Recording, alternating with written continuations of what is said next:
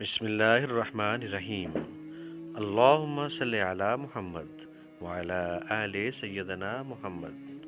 السلام علیکم ورحمۃ اللہ وبرکاتہ۔ ناظرین، آپ دیکھ رہے ہیں معذور افراد کی فلاح و بہبود کے لیے وقف ویب چینل SPTV، اور پیش خدمت ہے آج کا خوبصورت وظیفہ۔ ناظرین، اس وظیفے کو خود بھی سنیں، دوستوں میں بھی شیئر فرمائیے اور آپ کے اپنے لیے صدقہ جاریہ کا باعث بنائیے۔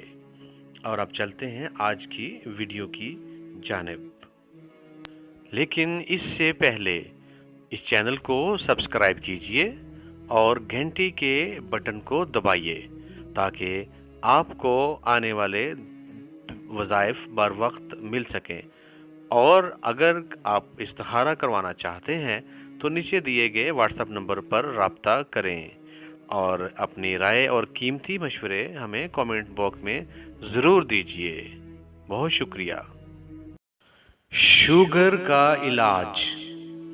جو شخص شوگر کے مرض میں مبتلا ہو تو اس کے لیے لازمی ہے کہ وہ ہر روز بعد نماز فجر درود تنجینہ 41 مرتبہ 41 مرتبہ پڑھ کر پانی پر دم کر کے پیا کرے۔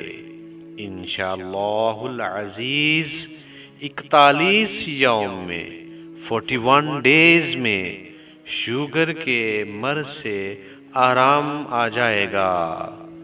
آئیے پڑھتے ہیں درود تنجینہ۔